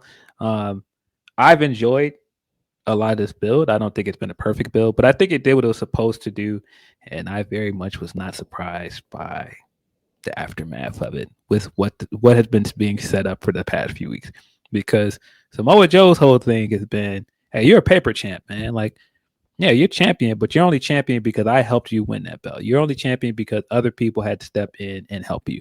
And it's kind of the same idea as the Tony and Statlander match where Hangman is looking around like, no, I had to go through a lot over 5 years to be here. I had to prove at every chance that I am worthy of holding this belt. You don't get to just come in here and act like I don't deserve it. Once we get in this ring and the bell rings, I'm going to show you. And Hangman did show this man because Joe was hitting him with all the greatest hits. He was looking every bit as good as we know him to be. But Hangman just hit a different gear, and Joe could not keep up. It couldn't have been any more clear in the final stretch of that match. Like Joe is still Joe. Joe still can cinch in the coquina clutch and take you up out of here. But Hangman is young, he's hungry, and it's just different. It's different. Hangman is also one of the few people, like when I was talking about the countdown to extinction, that he's done it a few times now where once he signals to the crowd that he's getting ready to do the buckshot lariat, that reaction, just watching an entire crowd stand up when he does that, It's up. it's crazy. Mm-hmm. It's Mm-hmm. crazy. He still feels like the main character. He still feels like the world champion. And I think that is much needed with just how long this show is and just how much variety is there. When you get to his match, it still feels like, oh, he's the guy. Yes, it feels like a And I mean, main event especially on a card contest. with the yeah, especially on a card with the guys we've already talked about, somebody as good as Bandito and Kazuchika Okada and some of these other names, it still feels like when you get to the Hangman match, Hangman still feels like the guy. Definitely. I think that, like you said, the build wasn't the greatest, but I think that they told enough story to get people invested. That in-ring promo that they had a few weeks ago on Dynamite, where Samoa Joe kind of gave up that I think you're a paper champion. You don't needed our help. The only reason that you're the champ is because the ops helped you out. Was a really good setup in this match. I do in that promo, Hangman Adam Page kind of gave up the story of what this match is going to be. He's like, Joe, I know what you're going to do. You're going to come in fire. You're going to come in throwing everything at me.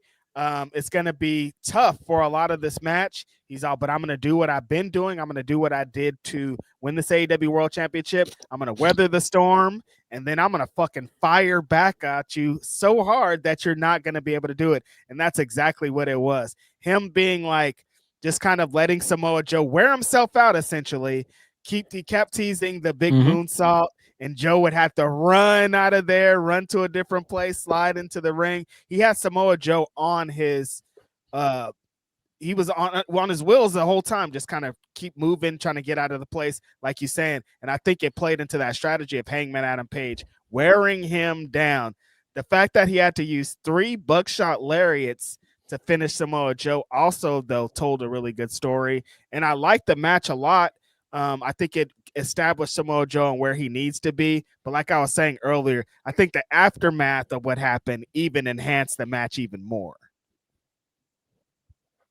Yeah, I agree. I think it would have been easy for you to get to that spot where he hits the 3 buckshots and feel like, okay, this diminishes the buckshot as a finisher. But I don't think it did because yeah, he's trying to shrug them all off. He shrugs off 2 of them and he's like punch drunk. He's trying to still stand up. By the time he hits the 3rd one, and like I said, Hangman is like, wrap it up. It's over. It's like everybody knows it but Joe. And so when he does hit it, it's like, it's over. And I thought that was a great finish for what it was. I thought the aftermath was great because the whole time the other ops guys come out there, help Joe up. He has not turned around and looked at Hangman the entire time. We all knew that he was going to try and go, all right, I've earned your respect now because I beat you, because that's what he's been saying the whole time. When I beat you, you're going to have to admit I'm the guy. I'm the fucking champion. And so when he came to shake his hand, I was like, oh, Joe not going to like that. And it's not even that that Hangman's not right, that he should have earned his respect. It's just kind of like Joe is like, that who the fuck is you to do that to me? I don't have to shake your hand in front of all these people. Who are you? Yeah, exactly. It's just that how Joe keeps feeling disrespected, how Hangman moves. Like Hangman's like being valiant. He's being a hero. He's like, this is what people in my position do. Like you talked a lot of shit and you brought the fight to me, but at the end, it's all about respect. It's all about me just being the champion. And Samoa Joe's like, I don't care about none of that shit, dog. I'm trying to win this belt. And I love the kind of story of thinking that, because when initially Samoa Joe got mad at Hangman after that match, and Hobbs was trying to calm him down, I could still see Samoa Joe being like, "You're trying to calm me down for this fool, though? Why are you getting in between me and him? Like, what does he have over you? Like, what do you even care about how this fool moving?" I could even see Hobbs being like, "Okay," like I knew the wheels are turning in his head of like, "You're actually right. Like, why are we doing this? Like because we kind of want this to be ours," and that's kind of what the vibes were after.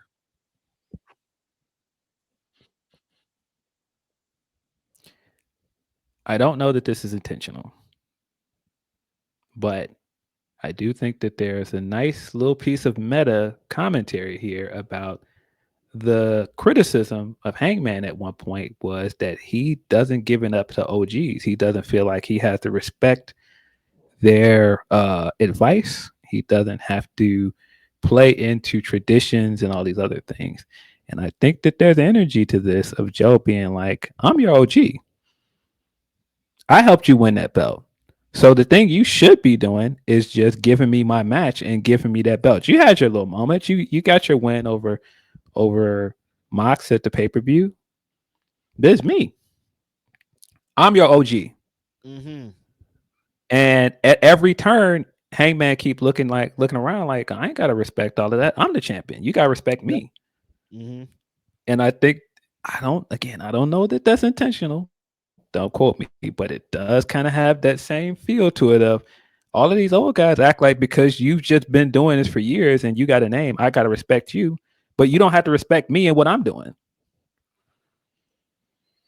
And that plays again into what Hobbs' story too, because every time you listen to Hobbs when he talks on interviews, always giving it up to OGs. He's like, Joe, people in the back, these are the people that helped me come up. Like Mm-hmm. he has a tale of OGs really helping him excel. And so for him to be like, no, I don't like the way this whole Hangman moving. He's the champion and he's moving like that. He thinks being champion takes precedence over being a veteran, and that's not how the wrestling business is supposed to go. So I see, and then Shibata too, because Shibata's about traditions. Shibata's about especially giving it up to your OGs. And if you're gonna walk around like you're better than everybody, we're gonna beat Dojo your ass. guy. Yeah, yeah, mm-hmm. Yeah. Shibata being a dojo guy and being like an OG in the setting that he was, trained a bunch of the guys in the LA dojo, and we've seen the stories coming out of LA dojo and how he felt disrespected at certain things. Yeah. I don't know. Hmm. Good story.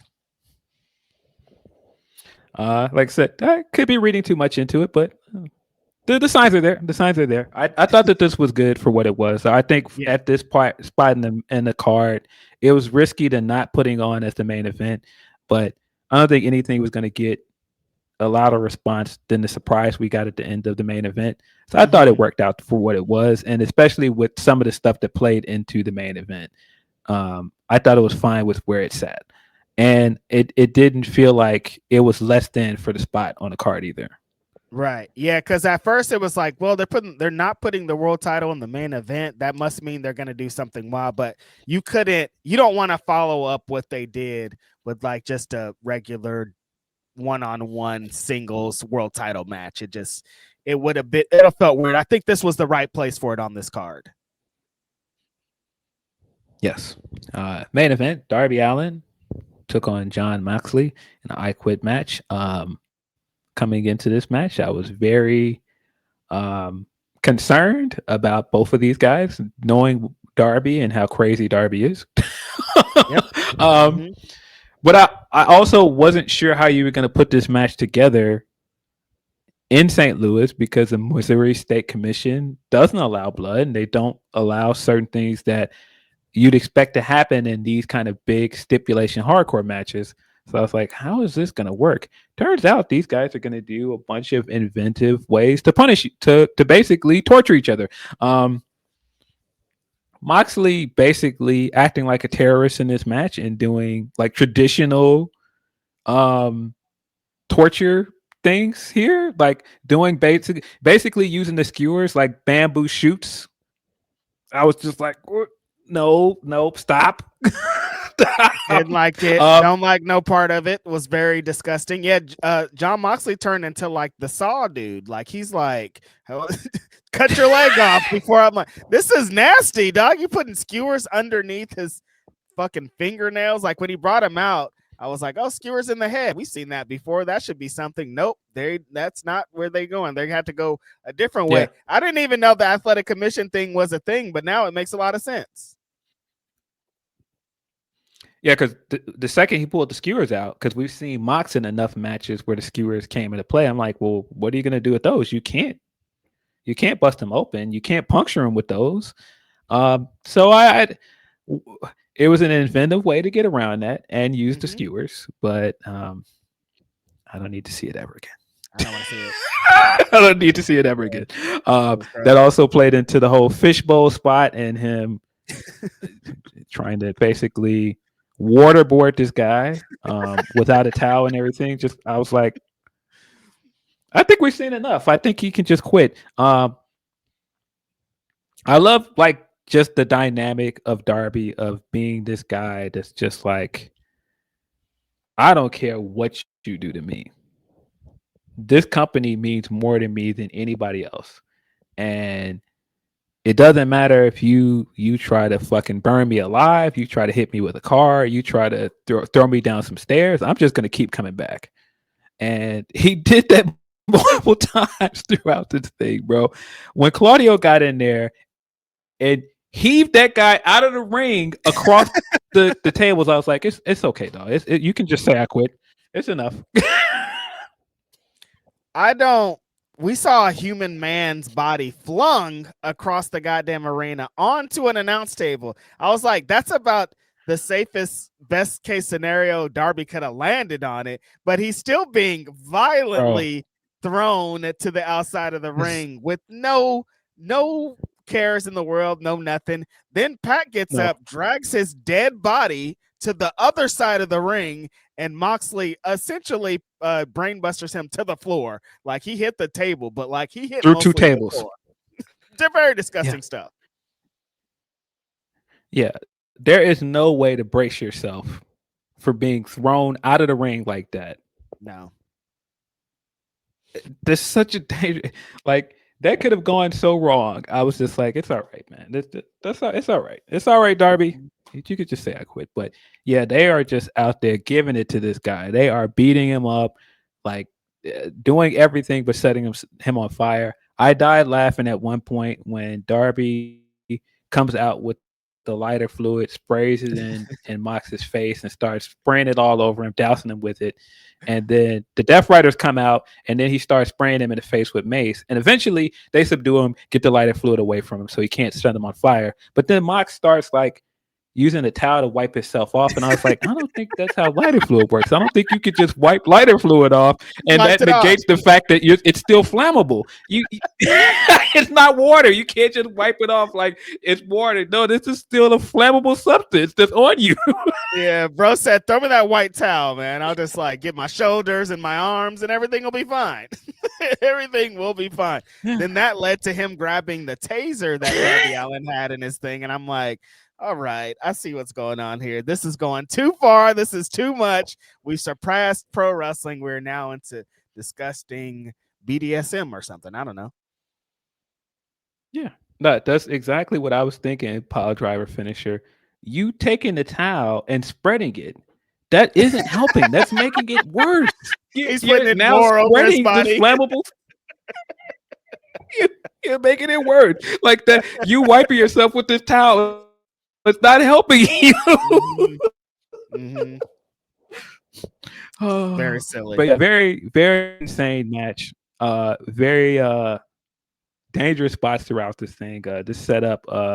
Sting also, I laughed at him very hard because all these things are happening to him. Like I said, they're torturing this guy, slamming him on his head, throwing him across the ring, and all these things.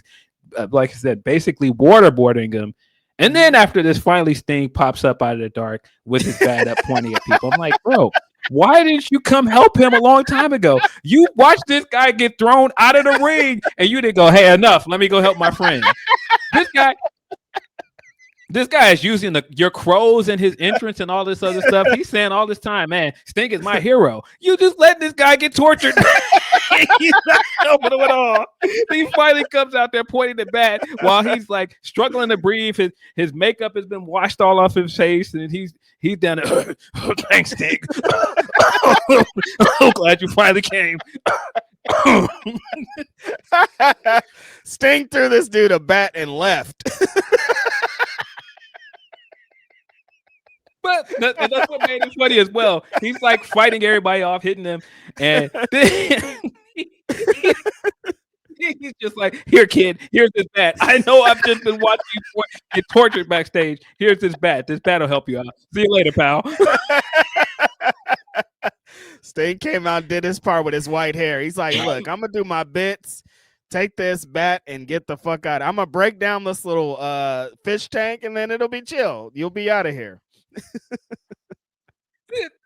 That too. He smashes the fish tank so they can't keep using that to torture him, which played into the end. I don't know if people saw it, but I think Mox got clipped by the side of the shard that's sticking up because his arm was bleeding really bad. I think I think he got clipped by it when Darby hit the big he hit the big finisher to set up the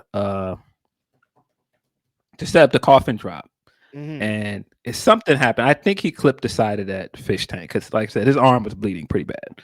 Oh shit, dangerous that shit. Yeah, a lot of people were like, they hated the fin. Like immediately in our chat, people didn't factor in that he was in glass. Like that was the part of Sting breaking up the thing and Darby hitting it too. It's like, oh, he's gonna put him in the Scorpion Deathlock in glass, and that plays into John Moxley being tortured. But people are just like, he lost to a Scorpion Deathlock, and I'm like, all right, you guys.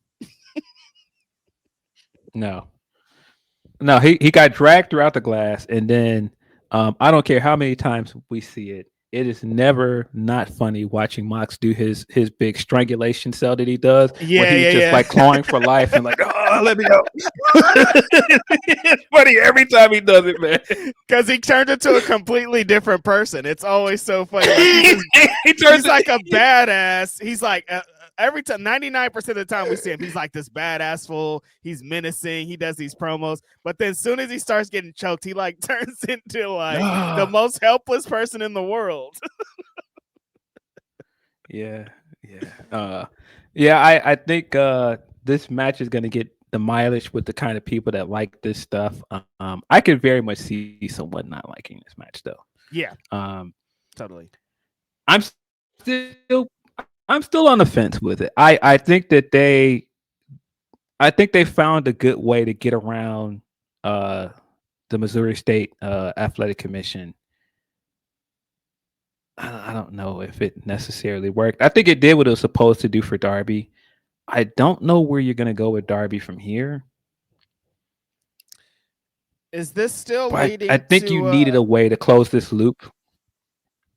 Is this still leading to an you think this is leading to blood and guts with Death Riders and Darby's on the other side?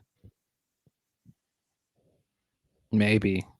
I personally wouldn't like that, but I think there's a good chance we are getting a blood and guts match, especially now that we have more than one heel faction.